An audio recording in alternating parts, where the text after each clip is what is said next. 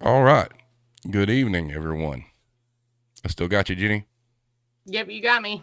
All right, cool. So we'll give everybody a few minutes here to jump in. It's just like some of us retail workers. We always show up a few minutes late. Yeah, it's how it Fashionably late. happens. You got to get off the floor somehow, man. Yep. What's up, Irish? Irish Connection is a regular of ours. He's been looking forward to this greatly. He is actually in Ireland. He's a great supporter of what we do, and we did an entire episode on the difference between retail here and over yonder. That was eye opening, especially with their minimum wage being higher than the United States. Oh, I would. I do have two dogs who are apparently having a minute here, so It's I okay. apologize for the noise.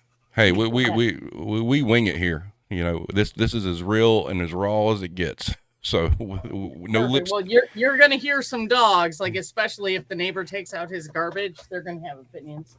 Nice. There's no lipstick on the pig here. We just roll with it. What's up, I Mariah love it. Karen? Been a great day. I don't know what the count is right now, but right before we went live, it was 108 views. So nice. Hello to Fuck Today. Welcome. How's the low cost retail going for you there, ma'am?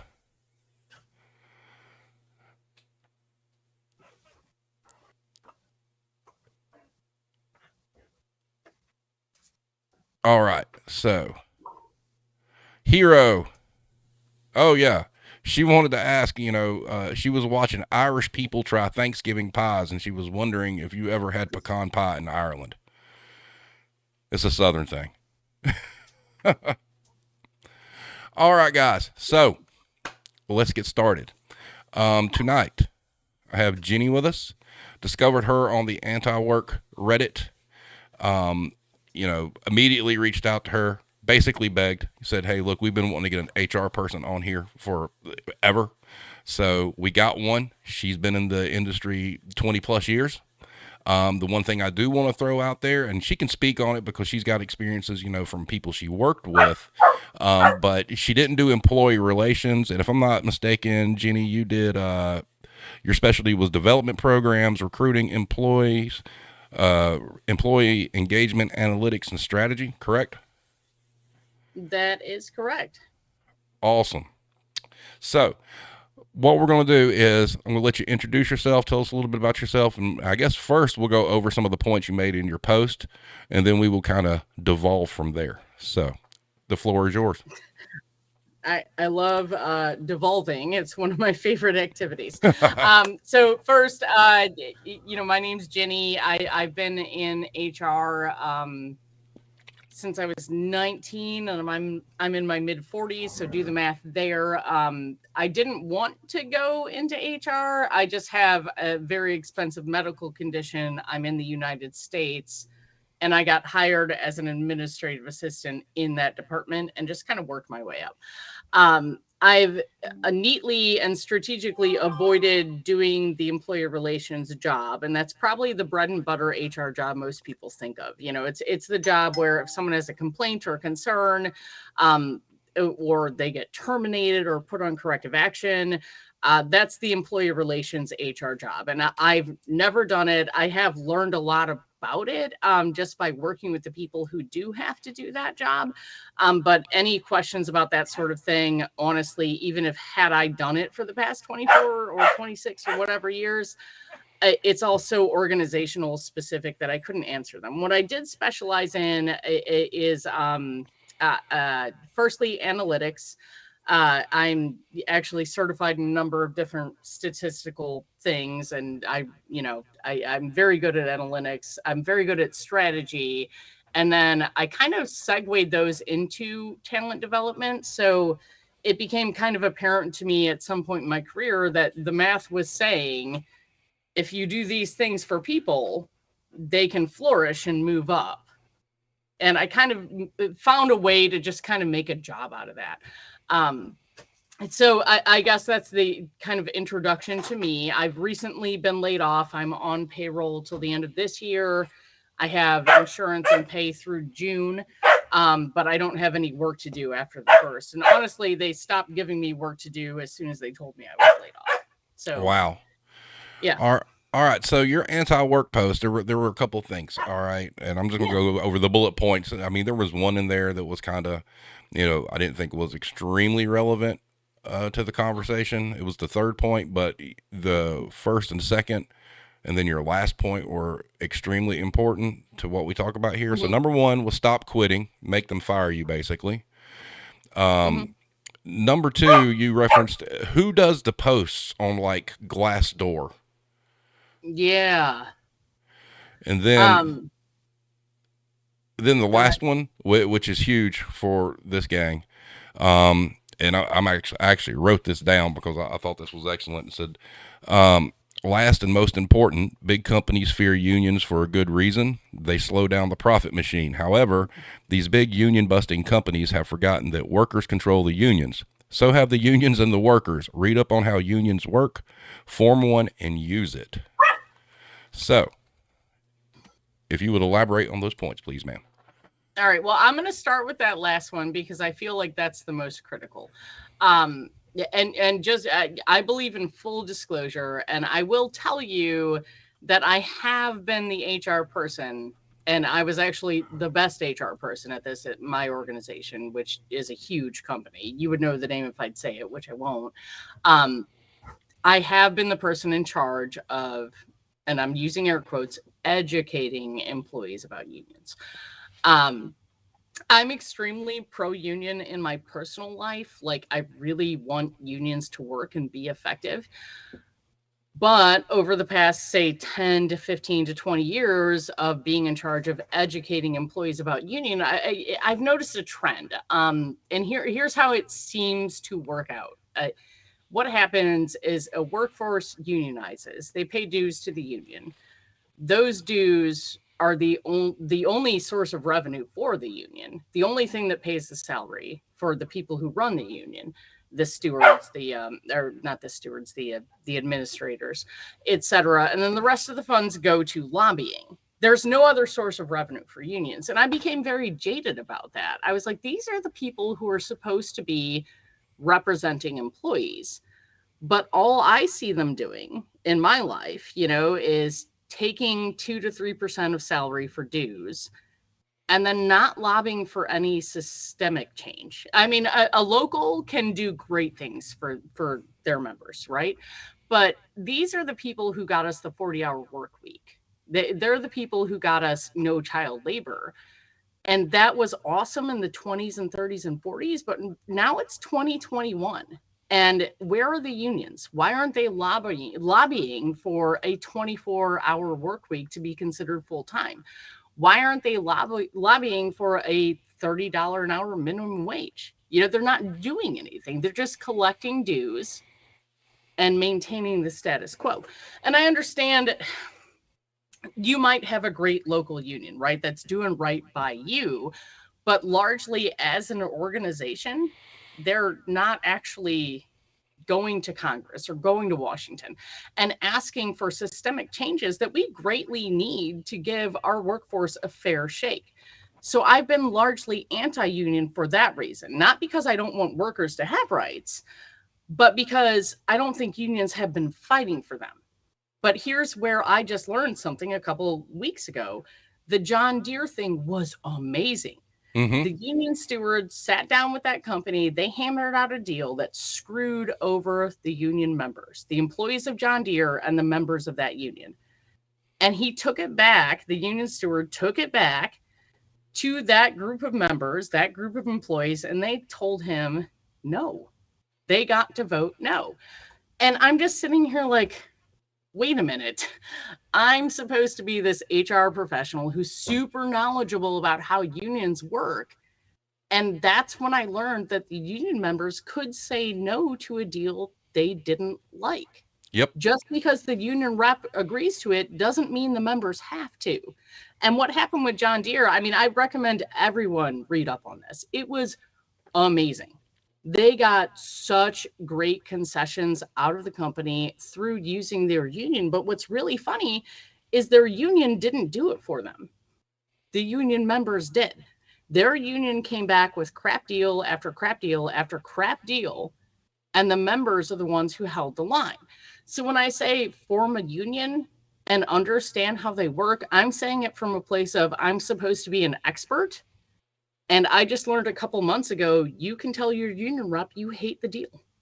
Yep. I know we had a gentleman on a few weeks ago who from Target Workers Unite, and they did like a self organized thing, and that was something that I was unaware of, is that, you know, if you get enough people together, you don't have to go through like a big union thing. You can kind of do your own thing. It's that whole strength in numbers kind of movement, and they were able to actually make some changes and get some concessions in the store they were in without having any like official union backing. So I think that goes kind of hand in hand. No, that's one of the things I think people don't know. And one thing I did educate people on, and of course I was educating people, you know, from the HR side, but it was like, hey, if you take group demands from your employees and you accept those demands as valid demands and they deliver them as a group, you've just basically, by the NLRA, you've let them form a union. You don't have to join, you know, the Service Workers Union of America or the IBEW or the CWA or any of those unions. You can actually just make one happen by speaking collectively. Yep.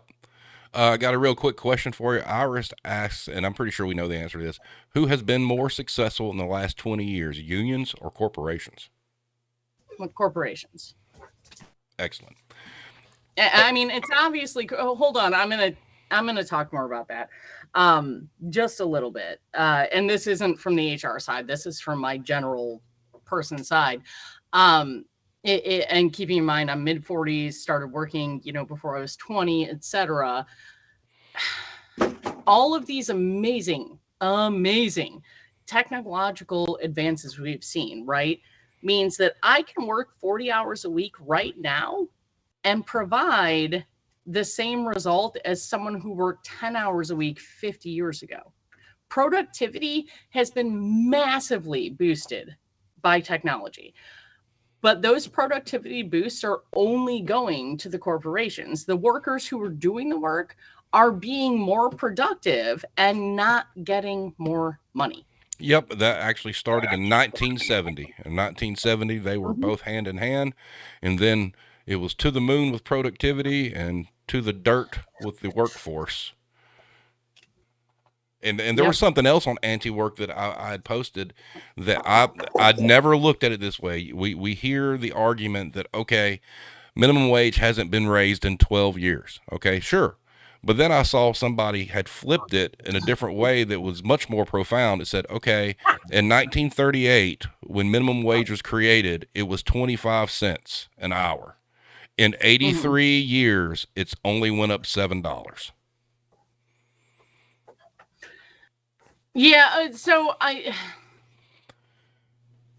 struggled using just plain numbers to measure how unfair this is, because I think it's more unfair than that.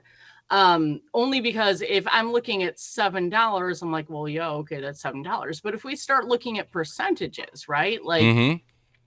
If we look at percentages, if we want to math this properly, keeping in mind I have a very strong analytics background, we're not going to look at the dollar amount the minimum wage went up. We are going to look at things like how much did profits go up? What's the impact of inflation, et cetera, et cetera, et cetera. And when you do that and you factor in all those things and convert them to percentages, you'll see that $7 on top of 25 cents is a very small percentage compared to profits and productivity. So I agree with the general sentiment. I just think there's a better mathematical way to frame it, I guess. If you frame it by percentages, it's even worse than you think. Yeah. Now, are you a proponent for tying wages with inflation? No, not at all.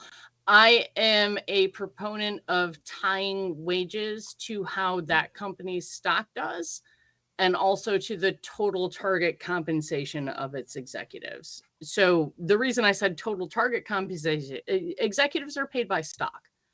So I don't want to tie the wages of the bottom line worker to the wages of the CEO. I want to tie it to how much that person earns. I think inflation is, and I'm not an economics master at all, trust me, but I think inflation is kind of a false target to aim for. I think if we're really looking for a fair world, a world where things work the way they should work, wages should be tied to what the CEO makes. There's no CEO on earth who should be making in a day or an hour or 2 hours or a week what their lowest paid worker makes in a year. That's absurd. Absolutely. It's absurd. Um, so kind of going on the wage thing here a little bit, and being in, HR, obviously, you were in it, to just a couple weeks ago, basically, how were they dealing with this quote unquote great resignation as far as trying to screen employees? Were they scrambling, or were they just like, oh, we're going to get who we're going to get, or how are they handling that? Well, so I'm going to have to walk you back a bit to answer that question. So Sure. I will say the organization I work for and was just laid off from, 4 or 5 years ago, I was the person who ran the report to make sure there was no one in our workforce earning less than $15 an hour.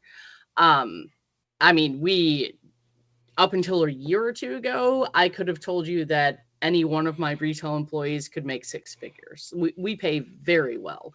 Our benefits are ridiculous. They're awesome. And that's all great. However, we did still scramble with this, with the shortage, shortage for my company specifically. It really wasn't a shortage of workers. We just, as people left, my company made a commitment at the beginning of COVID to not lay anyone off during the pandemic. And That's good. Yeah, they kept to it. My job vanished when the pandemic happened. I was hosting 300 to 800 person development programs that had face-to-face meetings. My job went away and they kept paying me for 18 months. It's a great organization. So our scramble is different because our lowest paid employee is still making at minimum $15 an hour. Our retail employees are still probably pulling in on average, I'd say $65,000 an hour. Our scramble was different. So the world opened back up, vaccines happened, things seemed to get better. And suddenly we were like, oh crap, we need more retail employees. We hadn't laid anyone off, but as people quit, we just weren't backfilling them. And I'd like to also state that when we had to shut down, we paid all of our retail employees their full pay for the entire time all the stores were closed. Oh, really? Yeah, no, I worked for an excellent organization. So our only issue with the shortage was just because our retail stores had been closed for so long. And as people quit or left or whatever, we weren't backfilling them. Suddenly we found ourselves in a position. We're like, oh shit, customers can come back and we don't have enough employees anymore because we weren't backfilling. So what do we do? Now, So why would you think that? I mean, if the benefits packages were great, and obviously it sounds like the company did right by them during COVID, what would you attribute, losing people to? So we had a lot of different things going on.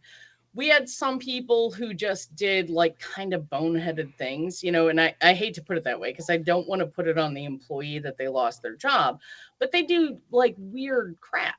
They're working in New Jersey. We shut down the stores. They moved to Florida. There's a store there that doesn't need headcount and they can't report back to the store they work at. And they chose not to move home. We had a number, more employees than I'd like to count, literally pass away. I mean, it happened. It was a whole thing. It's a retail environment. There's infection spread rates. I actually spent some time on the COVID contact tracing team. It was terrible. Other things like some people got very upset that we weren't opening the stores despite government mandates, so they went to other places. It was just regular matriculation. There was no we didn't see it. What's interesting, we used to see we see huge rates of turnover for reasons like going back to school, family self-care leave, etc. We saw those term reasons go down, and we saw career change go up. So it could possibly be that people were leaving our retail stores to work non-retail, which is fine. I mean, during the time everyone was staying home, we were just giving them full pay. We didn't see really any turnover. It was once they had to come back to the stores, we saw the biggest spike. Which I totally get. Like, I wouldn't want to go work retail in a pandemic either. I totally get it. So I guess I'm dancing around your question, but it's not because I'm trying to hide something. It's just I'm not entirely sure what drove it. But it was mostly just natural, people quitting for whatever reasons they would have quit before, except not for family, childcare. Gotcha. All right. So going back to your post, the very first thing that you had said was stop quitting, make them fire you. Yes. Now, working in HR, mm-hmm. How much reference checks really, really get done? Like, for instance, you have an employee just quit. Yeah. I know it's reliant on them telling their next employer they worked for you, but mm-hmm. Did you have to deal with a whole lot of that, like during the pandemic, where people had quit on another company, or maybe had left yours, and you were getting phone calls, or was that a different division? So it's different. It's different where I worked, because again, very large organization. We're in the Fortune 20. If I said the name of the company again, you'd know it. So we hire someone outside to do this. So your Targets, your Walmarts, your Amazons, that size company, they're going to follow the same process my company was following. Did you guys use the work number? Yes, we use the work number. All the work number reports, all they will report is dates of employment and last title. You can make up whatever crap you want about your previous titles. As long as your last title is correct and your dates of employment are correct, you're cool. The work number also does a thing called salary key. Don't lie about your salary. There are a number of states that won't even ask salary anymore for a lot of legal reasons I won't get into unless you ask me. Don't lie about your salary. Don't lie about your dates. Don't lie about your last title.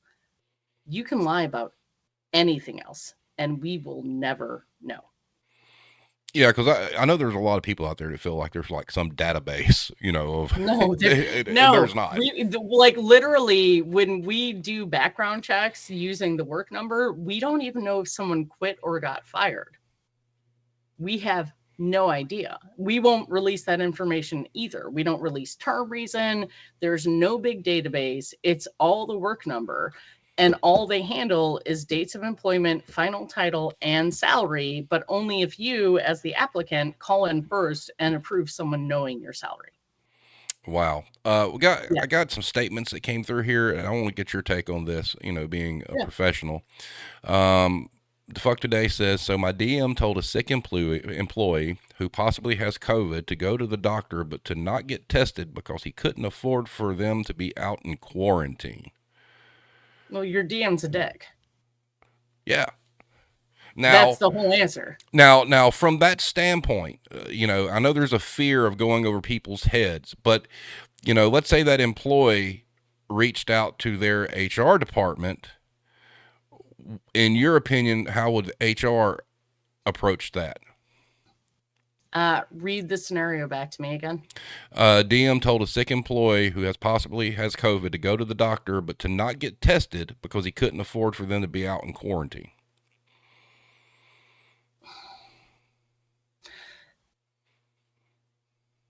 Okay, so here's where I got stuck is I'm like, well, how's the DM paying for this testing time? He wants the employee, or the non-testing time. He wants the employee to go to the doctor. Is he going to give him PTO for that? going to count against his asset bank? How much notice? All of that aside, if an employee is sick and they tell their DM, I have symptoms and I'm sick, I would hope, and I'm sure this would be true at my organization, but I have learned through anti-work, I kind of live in an ivory tower. Like, I kind of work for a good company. I would hope the HR person would say, what the fuck, DM? And this is something like employees don't really realize. Like, when your boss is being a big giant dick, like this guy is being, HR comes down like at my company, HR comes down like the hammer on them. They're like, you're supposed to be a leader. Your employee is sick.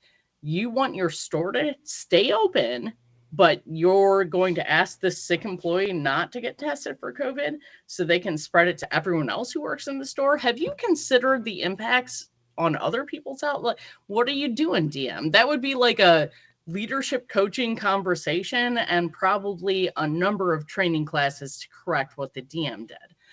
What would happen to the employee at my company would be entirely different. So the DM would be in a shitstorm of trouble. The employee would be reached out to by HR and said, I'm so sorry you're not feeling well. We've set up a number of free testing sites you can go to. If you can't use one of ours, we'll reimburse you for whatever cost if there is one. Most tests are free now in most states. Don't come to work until we get the test result. Yeah, I know for me personally, the one thing I really, and it does sound like you had a really, really good gig and you worked for a very reputable company that was doing right, for the most part by their workforce. For the most part, there were some issues where I was like, you guys aren't doing the right thing here. But for the most part, I feel like my company did well by employees. There were some things where I was like, what are you doing here? Like, what's your end game? But like, I look at companies like Walmart and Amazon and even like the small mom and pop shops. And I'm like, what's going on? Like, why are you treating these people like shit? And it's been my experience, all right, that, most DMs that I've had in my career have been dicks. And it was all about making sure that your store was running enough to their standard that it didn't make them look bad to their RVPs that there was a problem. They wanted the appearance that they were handling their business. And, and they would push real hard on the store managers.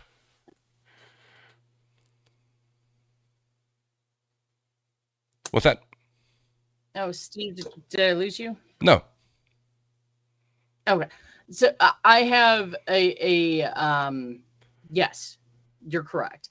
I have a story to share, and I'll just lay this out. So the company I worked for, I sat in headquarters. I was a mid-level manager, not very important, but like as far as FaceTime or whatever, however the hell we're measuring that.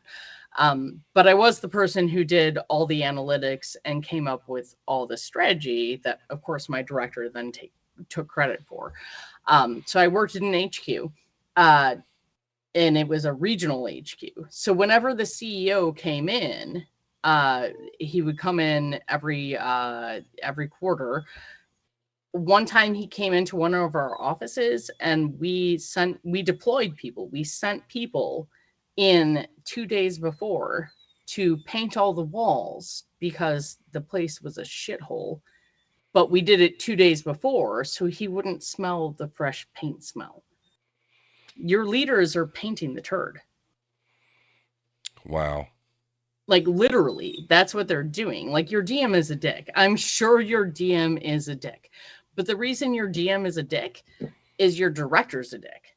And your director's a dick because the VP's a dick. But at some point in that chain, from director to VP to CVP to C-suite, no one's telling the leadership what's going on. Oh, that is a beautiful walked point. Into my office and it wasn't painted, he might know it's fucked up. There's some ego in there, in that chain of manager, DM, director, VP, CVP, whatever. there's someone in that chain that can't handle looking bad, which is why your situation doesn't improve. That's we had a discussion once before when I was talking about working at the decor store. All right. And the way I saw it for them was, it was a fairly large company and they only had two regional vice presidents and they basically split the United States in half. And it was very obvious that the regional vice president was the stopgap to make sure no bad information got to home office, and would do everything in their power to make sure that everybody above him thought everything was just great, but Yeah. would stop that information flow. It was like at that point he was beating down on his DMs, say fix this fucking problem. The DMs were beating people down for no reason, and what you find out is really the DMs weren't doing their job, and got their ass in a sling. And of course shit rolls downhill and they start blowing out these store managers, to cover their asses. And you're 100% correct, because I met the CEO of the company, super nice guy, and you could tell this guy had no fucking clue what was going on in his stores. No, they don't.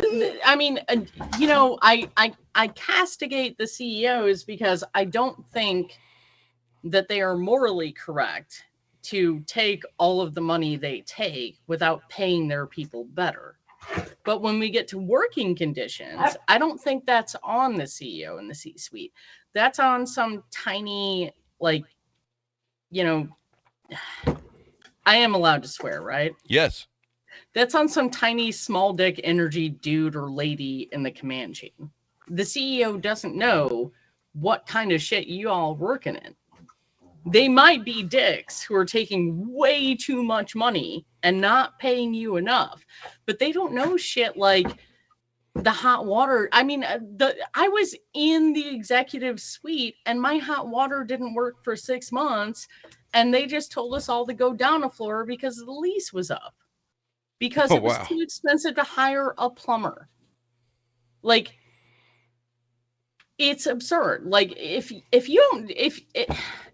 y'all ever get the chance to have the CEO come in and do a round table and your boss coaches you on what to say and what not to say, because they do that right before the CEO comes in, the employees are sat down and said, hey, this is, this is how they do it. Well, make sure you don't say this, paint all the walls, do that. If you don't tell these CEOs your working conditions, we don't get to blame them for those. So I guess I feel like blame the CEO, working conditions, that's your leadership. It might not be your direct manager. It might not be your GM. It might be your director. I mean, I've seen some ridiculous shit where I'm just like, what the fuck are you doing over there? Well, I think one of the funniest things, and you kind of touched on this with that statement, is, there was that article about Macy's was going to send corporate people to work into the stores. And everybody's like, ha ha. And I'm like thinking, they're not going to be stocking freight, because what's going to happen is that store manager is going to get a phone call from his DM saying, these people are going to be working in your store. You better make sure this and this and this and this and this is done. And there better not be any problems. So these people from corporate come in, they spend a couple of days there and they go back thinking, well, this ain't so bad, because they didn't see the truth. No, Steve, they don't even spend time working there. Like, I've gone on those visits. This is what happens. This is what happens. Someone from HQ, it involves some asshole from HR, and they say, hey, make sure the leadership's aware so they know what to expect. So we don't surprise them, because we need leadership to trust us, right? So we don't want to surprise them. And then it comes down like, you better not screw up. And then the executive visitor goes in, they say it's a retail store. They walk into, or a call center. Let's go call center. They walk into a call center. All the walls are freshly painted, but they don't stink anymore. That person might take 1 or 2 pre-screened calls to, let them feel like they did the everyman experience. There's probably going to be a taco bar. Their secretary already told the secretary of the building what their favorite sandwich was. So that's definitely in stock.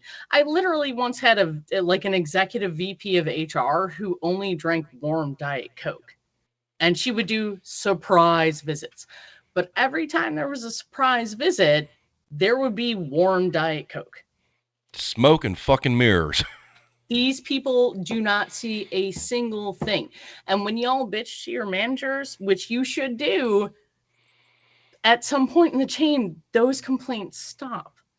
You might tell your manager, they're going to coax you into like not escalating. You might call your DM. They might raise it to the director. The director's going to say, my VP doesn't want to hear about that. And then it stops. And then it stops. Like, it's not like my CEO knows that we once pulled rat traps out of a call center because he was coming for a visit to learn about the everyman. There were rat traps under people's desks. Wow. And we pulled them out to hide them. Wow. That's terrible.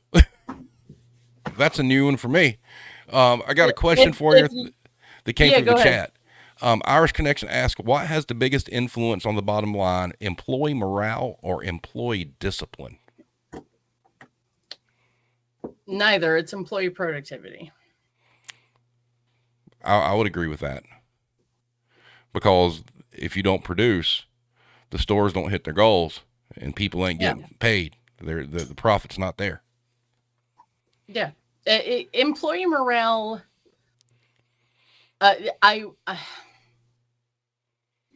What's very frustrating for me to hear about employee morale versus employee discipline, right?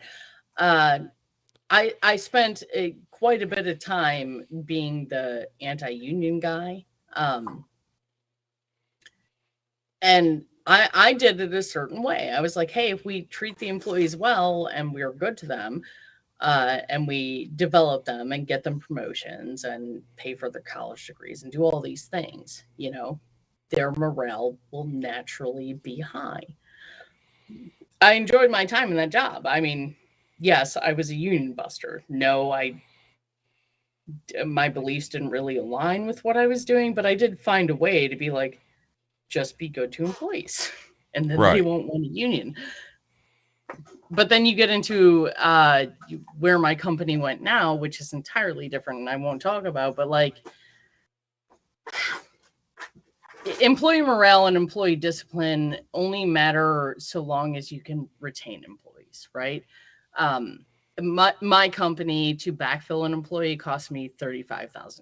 So if you get paid less than that, I'd rather not fire you.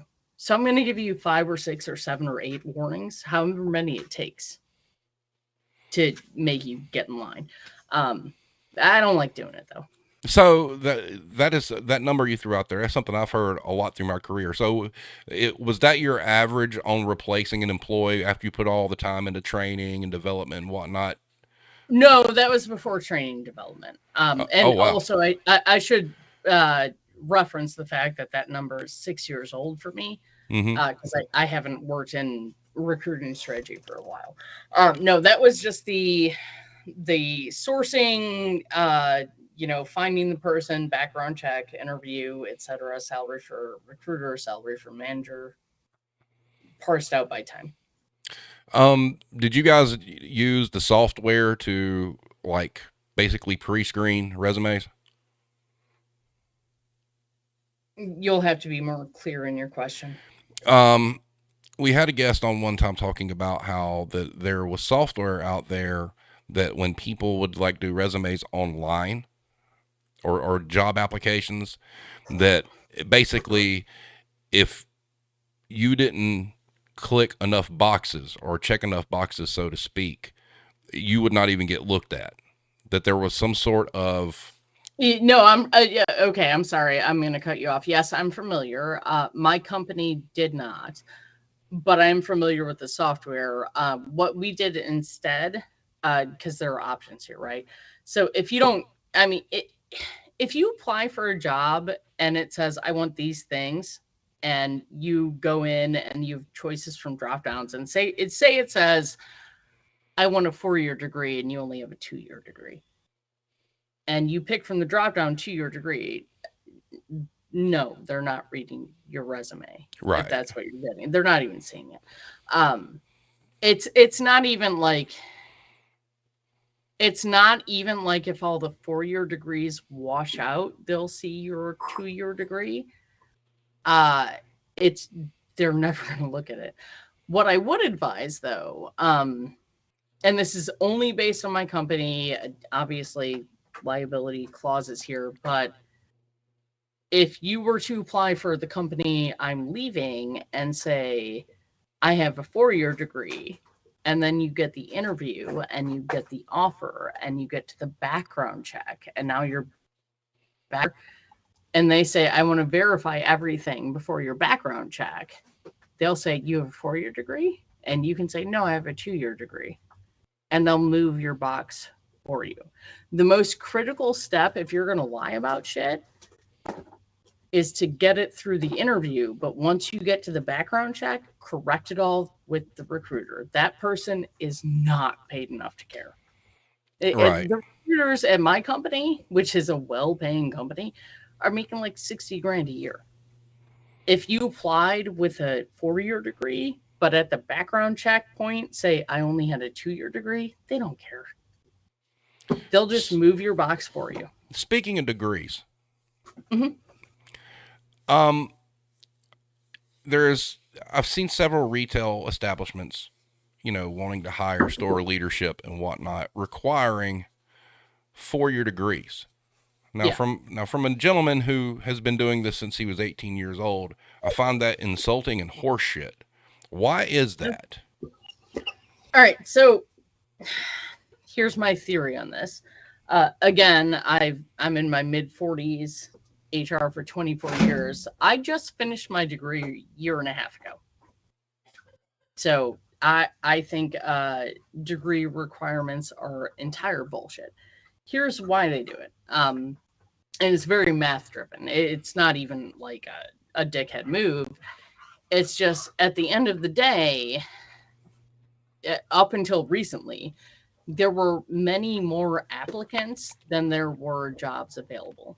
And there are only so many things you can legally screen someone out for. Do I think a degree has any sort of value? No. And I'm sorry to say that, and I don't mean to offend anyone who worked really hard in college, but I just got my degree a year and a half ago. And 2 years ago, I was learning about Netflix's genius digital marketing plan that involved them mailing new DVDs to people. It's all outdated information. The college degree is not teaching you anything you need to know to be successful in business. However, it is the only thing employers are allowed to filter on legally. I just think it's a poor look, because I've seen this happen at places I've worked where you get some broad-eyed, bushy-tailed youngster that got them a 4-year business degree, and they say, "Hey, you've never worked in retail, but we're going to make you a store manager." That has got fail written all over it, and they never last. And it's like, why bother? Why are you not, sourcing? Why are these companies not sourcing, talent? And like, to your point, you were involved in sourcing store leadership, correct? Mm-hmm. So what would you look for? Um, the, so the company I worked for, or still work for, we didn't hire external leadership. We only promoted people from inside. There are some fault. Obviously, there will be exceptions there. We brought in executives from outside, but like, if you want to lead a store where I work, I mean, we don't post retail manager positions externally. Even things like office managers, like me. We're not.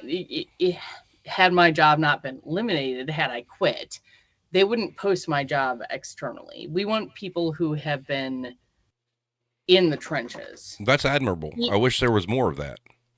Well, this is something I learned from anti-work, because I've always been anti-work. I don't think it's fair that I have to give up a certain percent of my life to make some other person rich just so I can survive. And I feel like that's kind of the backbone of anti-work, unless I'm reading it wrong. I don't think I should have to work.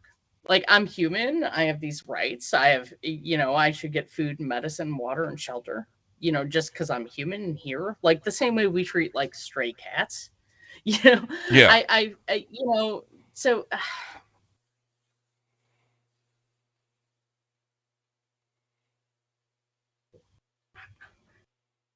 You there? there. Oh, sorry, I got distracted by dogs wrestling. I understand. I have a house full of cats. No, there. Hold on one second. Sure. Oh, I'm so sorry. Oh, you're fine. All right, where were we? Talking about, working through the trenches, not promoting promoting from within and not. Yeah, I would never.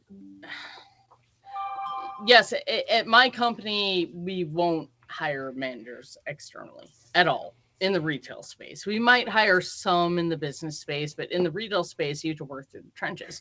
What's really interesting, though, is Steve, I think I told you about this before we started the call, is like a couple years back when I'm trying to develop people from the front lines to be leaders, I asked if I could spend a month in the store. Mm-hmm. At my current organization, I had never worked in a retail store. And I'm leading all these people through different trainings, and they're asking me questions about like how to do inventory and the stock room. And I'm like, I have no fucking idea. Right. So I went to my boss and I was like, hey, could I spend like a month, like just in the store, like working with them? And he was like, why would you want to do that? I'm like, because I'm supposed to be like developing them. And if I don't know what they do and what their managers do, I can't really bridge that gap. And he's like, yeah, you don't want to do that. And here's a thing people really don't understand. I mean, they just really don't, including myself, we really don't get it. Like the people sitting in these meetings and sitting in these boardrooms, most of them have never worked in a retail store in their life. You might have one or two mid-level managers who worked in a store. You might have one or two executives, who like came up with the company. But most of these people are the children of privilege. They're not. I mean, these people don't want to work in the trenches with you. They're also judging you for doing it. Like one time when I was dealing with a union thing, this one manager came out and he's like, hey, if the union's so good to those guys, why is he driving around in a 1987 Astro van? Wow. Like they're horrible people. Like these it's not just the C-suite, the people in the middle manager suite where I sat.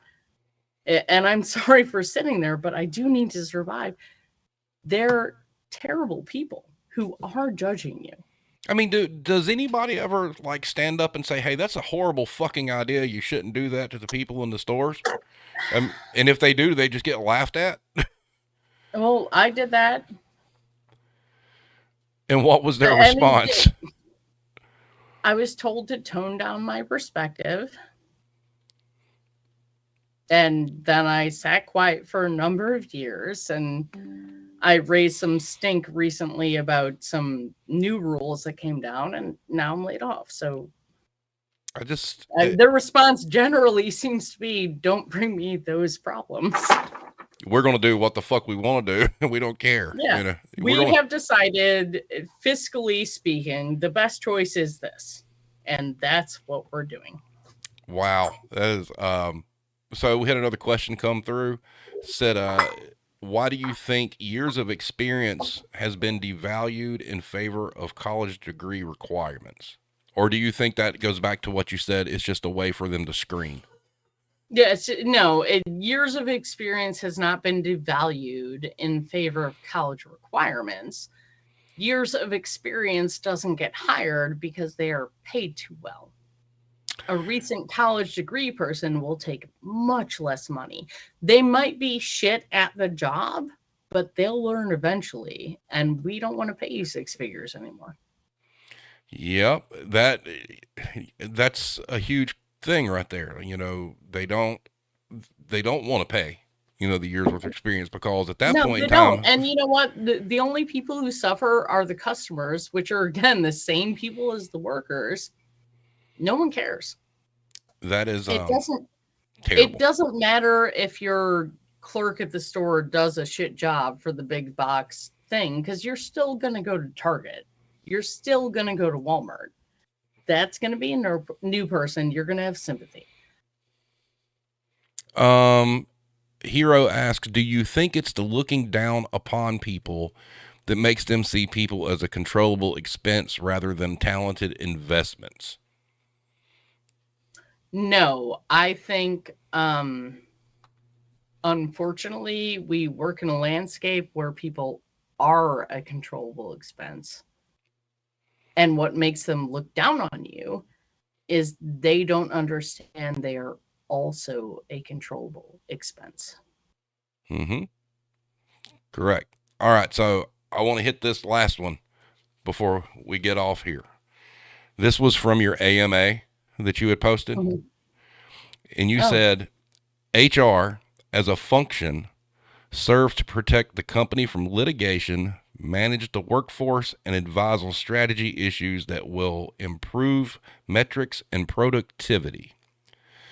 So by that, Irish had asked the question, um, basically to that point, does HR work for corporate or is HR really working for the employee?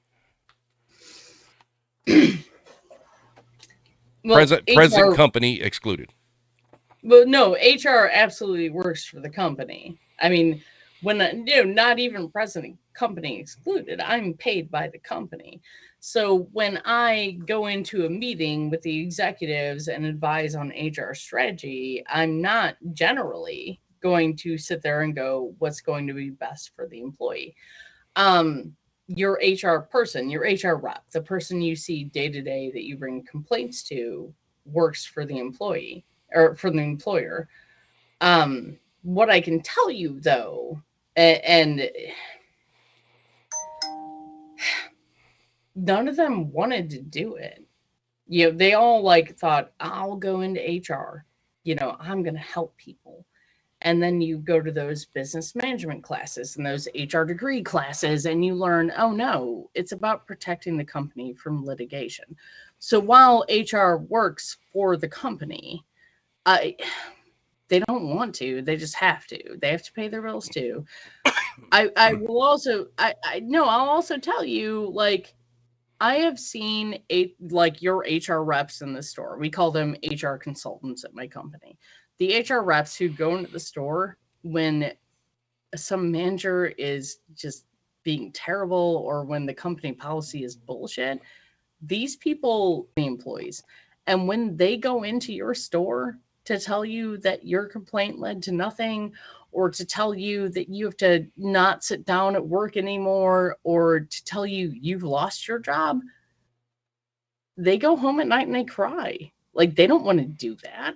These people are making like 60, 70 grand a year. They don't want to lay you off. They don't want to tell you you can't have a stool. They're fighting for it and they get told no.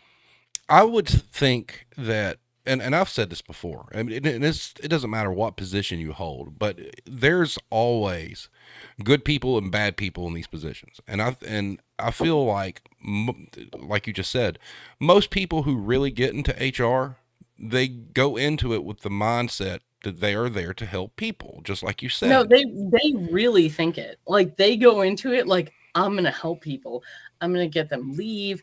I'm going to get them benefits. I'm going to help them. I'm going to protect them. And then you get there and they're like, oh no, we just have to figure out how to maximize the resources that happen to be human for profit. But It's if you terrible. won't agree to that, we'll stop paying you. Right. And do you think there's been a lot of turnover in HR because of, I guess, for lack of a better term, the people like that who get into the business realize it's not that way and they kind of see it as a moral dilemma and they try to get out? It's kind of similar to being a store manager, really, in a way. Yeah, well, I'd say up until COVID, no. Most people just kind of, like everyone else in IT work, right? We just kind of accepted this is what we had to do to get along. Over the past year and a half, I mean, HR, finance, marketing, all those things, those are low turnover things. What we call low turnover where I work, we're talking, I used to be looking at like 1.5% annualized turnover for HR, finance, marketing, etc. Now I'm looking more like 20. Wow. Yeah, it's like crazy. Do you And think? they're not just leaving the company though. Like I factor in when I do this, like leaving for other jobs. I've seen a lot of HR people leaving for operations, like how to make things work better. Like the person who figures out who changes your light bulb in the store. Like I've seen a lot of that movement. I would also think that with the pandemic, I mean, that unfortunately magnified the worst in a lot of industries and a lot of people. And I would imagine that you would have people that have taken some of the skills that they've learned in HR, like you said, and ventured into something else because it became an eye-opening experience when some of these companies, really didn't care, what was going on with their workforce. So I didn't see a lot of that because again, my company just kind of refused to let anyone off during the pandemic. I'm sorry. Uh-oh, they took the trash out. My neighbor actually. Dogs. Hey, stop. I would say at my company, no. But one thing I've learned from anti-work is I work in a very different place. Like, so my company was terrible a few years ago, and probably about 3 or 4 years back, our CEO, who was American, was replaced by European, and then the entire C-suite got replaced. The Americans were replaced by Europeans, and suddenly they were just throwing money at us. Like they were like, "Oh, you work a lot. Here's more money." And so it's hard for me to answer the question just because I feel like during the pandemic, I had European leadership, which is different. Right. We'll end on this question because I think this is the best one. Irish Connection asks, what is the biggest misconception about human resources? Well, so the biggest misconception about it is that we're corporate cops, and I understand some of us are, but when we have to do that, if we're corporate cops against some managers, I mean, so in my company, probably 5% of HR headcount is dedicated to employee relations, the corporate cop job, but they're busting the managers. We don't give a shit about your attendance. We don't even care. Like finance cares about your attendance. Your manager cares about your attendance. We don't care. We're not these headhunters. We're not. When we have to lay you guys off, which we don't want to do, it's only because finance sent us a list and said, lay off these people. You have the conversations. Wow. We aren't laying you off. We aren't firing you. When your manager touches your butt and we can't prove it and we have to keep employing him, even though we know that guy's a fucking scumbag, it breaks us. That is, look, I wouldn't wish your job on anybody. I mean, honestly, I got to think that I wouldn't wish the retail manager job on anyone. It's a terrible job. Yeah, it wasn't fun. It wasn't fun at all. Well, I take that back. When you're younger and your body's not physically broken and you think you can go 1,000,000 miles an hour, it was tolerable. But when you start getting older and jaded and realize how shitty people are, yeah, it gets kind of bad. Yeah. I mean, the same thing. I mean, to your point, getting a call from HR, saying you need to let such and such person go, like we discussed before we went live. It's not that we want to do that. It's, or like you said, having to cut people's hours and things like that. These are not decisions. We don't want to do any of that. Yeah. Like my only involvement in layoffs, and I am kind of complicit here, right? Because I had some analyst time. So when finance sent the spreadsheet down and said, pick who to lay off, I'd do some math and draw a line in the spreadsheet. I was definitely that guy who said, here are your people. because finance said this many, and I waited. But you out. looked at it from an analytical standpoint, though. Well, I had to. I didn't even. I would block out employee IDs, names. I was doing finance. And then this last few rounds, my entire job was, this was actually really sad, and I really hated doing it. Once someone else had drawn the line, because I got promoted, so I didn't have to, I was leading some like webinars on how to find internal jobs for these people we have laid off. So we have these open positions. They're welcome to apply. And I'm sitting here like, no, and we flag them as laid off, and the managers are supposed to read that as hire, like put this person in the job so you don't lose the money, and they read it as what a jackass. No, I'm not hiring that guy. Wow, that's awful. Well, yeah, it's pretty awful. So how long of a break do you have before you have to get back at it? I'm not entirely sure. I'm kind of like I don't know. I don't think I want to go back. Like, I kind of figured out different states I could live in where I could buy land cheap and just not do it anymore. But I don't want to go back. I don't want to go back to corporate America. Like, I don't like it. They're all terrible people. Like, the executives are clueless, and the middle management is judging you, and I just don't think I want to work there anymore. So, but I'm not sure I have a choice. I'm a type 1 diabetic, and I have to afford insulin, and I live in the US. So which is a nightmare in itself right there.